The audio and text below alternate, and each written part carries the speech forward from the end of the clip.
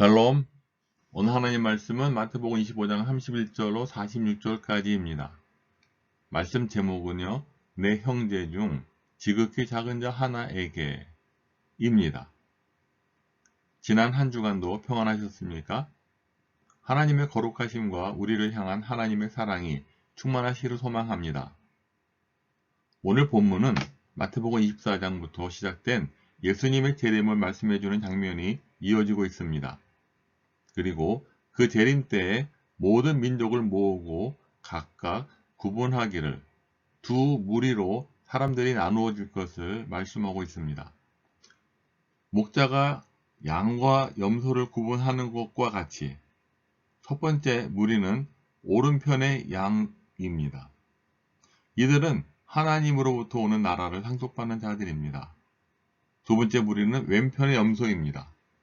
이들은 영원한 불로 일컬어지는 영벌에 처해지게 된다는 것입니다. 그럼 왜 이렇게 두 무리로 나뉘어지게 되는 것일까요? 우리는 방금 읽어본 그 본문 말씀을 생각해 보면서 천국과 지옥을 떠오르게 됩니다. 이는 우리가 이 세상에 살면서 우리의 삶이 결정하게 되는 것입니다. 그 결정하는 데의 요인은 바로 내 형제 중 지극히 작은 자 한 사람에게 한 것이 됩니다. 즉 사랑의 실천을 하나님은 우리에게 요구하고 있다는 것입니다. 예수님은 이 지극히 작은 자 한 사람을 위하여 섬기고 선대하여 부족함을 채워주는 일들이 결국 마지막 날 심판의 때에 예수님께서 우리에게 물어보실 부분이라는 것입니다. 우리는 어떤 행동과 어떤 말로 이웃에게 대해 주었는가 하는 것이죠. 내 형제 중 지극히 작은 한 사람에게 말이죠. 그래서 예수님께서는 천국에 갈 사람과 지옥에 갈 사람에 대한 그 이유를 매우 명확하게 말씀하고 있습니다. 마태복음 25장 41절 말씀을 보면 또 왼편에 있는 자들에게 이르시되 저주를 받은 자들아 라고 기록하고 있습니다. 이 이야기의 흐름으로 볼 때 왼편에 있던 사람들은 예수님이 말씀하신 저주를 받은 자들아 이 말을 들었을 것입니다. 그들은 이 말씀을 듣고 나서 아마도 불안과 근심에 빠졌을 것입니다. 그들은 아마도 근심하게 되었다는 것이죠. 그 근심하게 된 이유가 무엇일까요? 그들은 축복을 받기에 부족했다라고 생각을 했을 것입니다. 아니나 다를까요?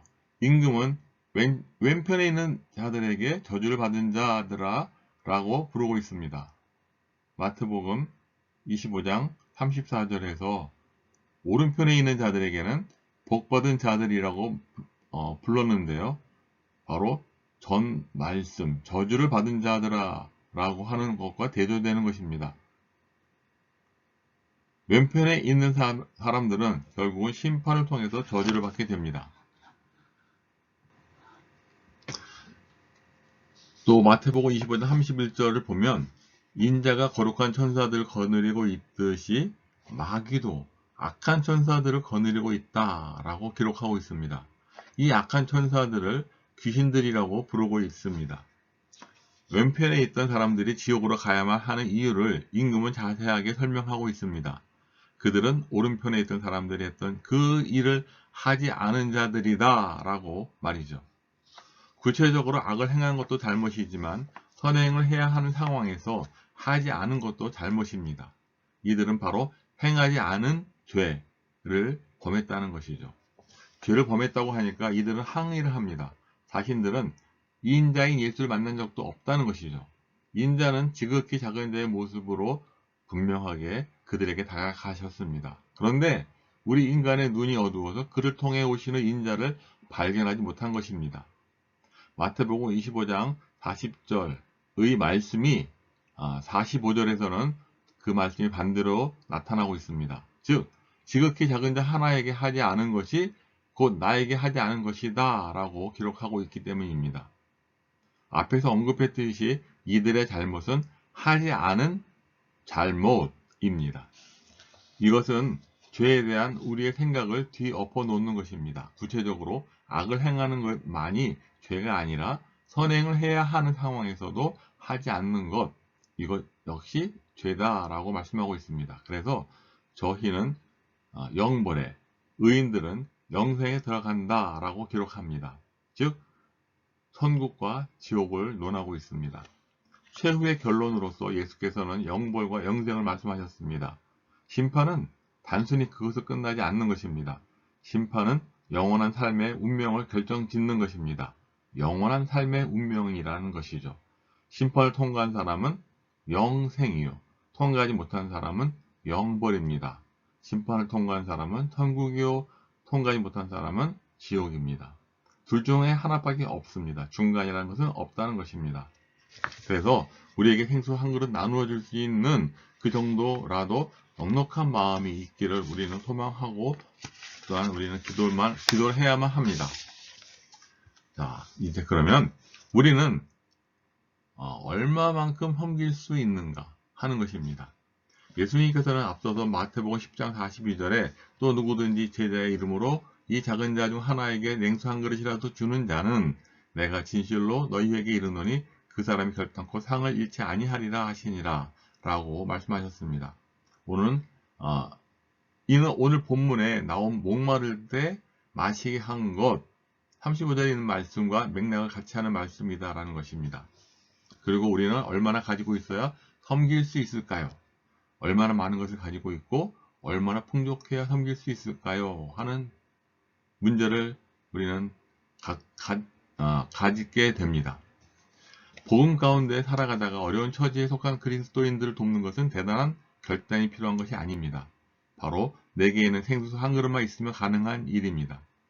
많은 부담으로 시작해야 하는 일이 아니고 한 지체에게 일어난 부족한 모든 것을 채워줘야 하는 일도 아닙니다. 단지 내가 지금 생수 한 그릇이 있다라고 한다면 섬길 수 있습니다. 이것밖에 못 섬겨서 부끄러워할 필요가 없다는 것입니다. 그 조그마한 것도 매우 소중한 섬김이기 때문입니다. 그러나 우리가 욕심에 매여 살아간다면, 그래서 나는 늘 가난한 자이고 나는 늘 피해자라고 생각이 된다면 나에게 있는 생수 한 그릇으로 섬길 수가 없다라는 것이죠. 그래서 내게 채워져야 할 것이 너무나도 많은데 나보다 없는 자들이 눈에 들어오겠습니까? 내가 그들보다 더 가난하다라고 생각이 된다고 한다면 말이죠. 여러분, 그래서 우리는 냉수 한 그릇 마실 물이라도 있다고 한다면 그 누군가에게 이것을 나눠줄 만한 인생이라고 생각을 해야만 한다는 것입니다. 그것이 주님이 주신 가난한 마음을 가진 은혜라고 우리에게 설명하고 있습니다. 섬김은 선택이 아니라 의무입니다. 동시에 예수님께서 주변에 섬겨야 할 자들에게 섬기지 않은 것에 따라서 영벌에 처하게 하십니다. 섬김은 안 해도 그만이지만 하면 좋은 것의 그러한 개념이 아니라는 것이죠. 섬김은 선택이 아니라 의무입니다. 이 세상은 섬김이 선택이지만 적어도 그리스도인에게만큼은 하나님으로부터 생명에 대해 빚진 자이기 때문에 섬김을 안 하면 안 될 것처럼 섬기는 자들이다 라는 것이죠. 그래서 섬기면서 스스로를 대단하게 여기지 않습니다. 왜냐하면 내가 훌륭한 일을 했다기보다는 의무를 이행했기 때문입니다. 그래서 섬김은 마땅히 해야 할 일을 했기 때문에 자랑이 아니다 라고 말씀하고 있습니다. 다만 하나님께서 기억하시고 그에 따른 상을 분명하게 주시는 것은 사실입니다. 어쩌면 생수 한 그릇 건네주었는데 그에 따라 하나님께서 주시는 상이 있다는 사실이 우리로서는 더 놀랍다라고 생각을 할 수가 있습니다. 자, 그러면 이제 예수님께서 말씀하시는 일이란 무엇일까요? 바로 그 일은 줄인 자에게 음식을 주는 일, 목마른 자에게 마실 것을 주는 일, 나그네를 영접하는 일, 병자를 위로하는 일, 갇힌 자를 찾아가는 일 등 누구나 할 수 있는 일들입니다.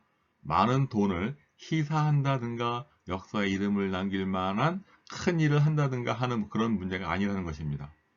예수께서 말씀하시는 일은 평소 우리가 만나는 사람들에게 단순하고도 평범한 도움을 베푸는 것을 말씀하고 있습니다. 남을 도운 자들은 자신들이 그리스도를 도와주고 있다는 것을 의식하지 못했기에 영원한 보물을 쌓을 수가 있었다는 것입니다. 왜냐하면 그들은 남을 돕지 않을 수 없었기 때문에 도왔던 것입니다. 이것은 사랑하는 마음을 가진 사람으로서는 자연스럽게 본능적이며 계산적이지 않은 그러한 행동에 대한 응답이었습니다. 그러나 이와는 반대로 남을 돕지 않는 사람들의 태도는 다음과 같았습니다. 어떤 태도일까요? 우리가 그 사람이 주님인 줄 알았더라면 기꺼이 도왔을 것입니다. 네, 주님인 줄 알았더라면 도왔을 것이다 라고 말을 하고 있어요. 그러나 우리가 봤을 때 그 사람은 주님이 아니었어요. 그래서 우리는 그 사람을 도울 가치가 없는 단순히 비천한 사람으로만 생각을 했습니다 라고 말을 하는 것이에요.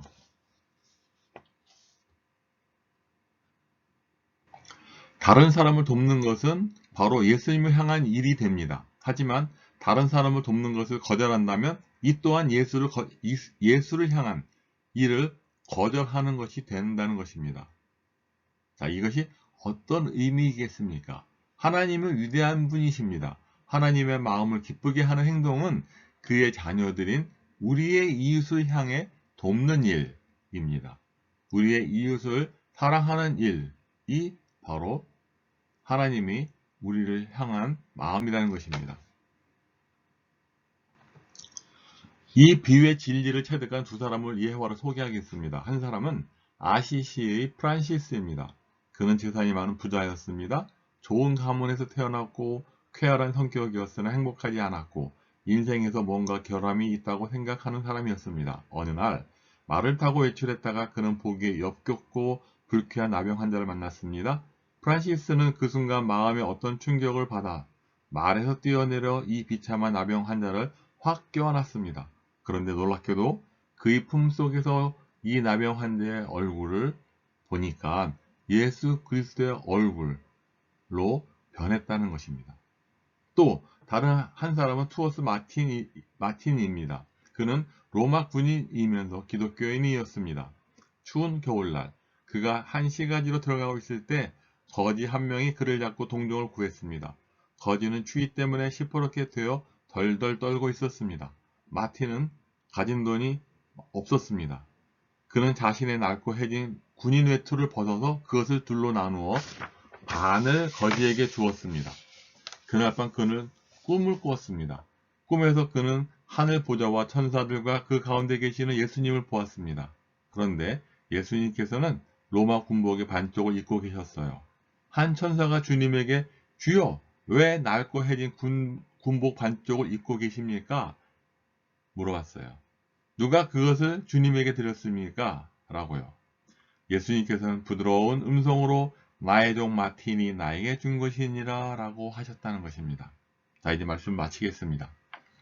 여러분, 양과 염소의 비유에서 나타난 주님의 최후 심판 장면을 보면 주님께서는 세상의 여느 재판보다도 완벽한 재판을 하고 계시다는 것이죠. 즉, 주님께서는 자의적으로 판단하지 않으시고 분명한 증거를 기준으로 판결을 내리신 것입니다. 그런데 보십시오. 주님께서 최종 판결을 내리기 위해 삼으신 근거가 무엇이었습니까? 사람들의 신분이나 학력, 재력, 기타 세상적인 기준이었습니까? 아니면 그들의 교파나 신앙 고백, 아니면 신학적 노선이었습니까? 아닙니다. 주님의 판결 근거는 그러한 것들이 아니라 바로 그들의 행위, 그것도 고통받는 자에 대한 태도, 즉 사랑의 실천 유무였습니다. 물론 이는 행위 그 자체가 우리의 구원의 근거가 됨을 말하는 것은 아닙니다. 이러한 경우에도 행위는 구원의 근거가 될 수가 없습니다. 그러나 믿음은 행위로 나타나는 바, 행위는 곧 최후 심판의 근거가 되는 것입니다. 그러므로 최후 심판을 대비하는 사람에게 있어서 무엇보다도 중요한 것은 행위, 즉 사랑입니다. 그럼에도 불구하고 오늘날 우리의 모습은 어떠합니까? 혹시 지나치게 신앙 고백이나 신학적 교리에 집착하고 있지는 않습니까? 아무리 신학이 훌륭하고 신앙 고백이 완벽하다 할지라도 사랑이 없으면 아무것도 아닌 것입니다. 우리 함께 하나님의 사랑으로 이웃을 사랑하고 사랑을 나누는 자들이 되었으면 좋겠습니다. 아멘.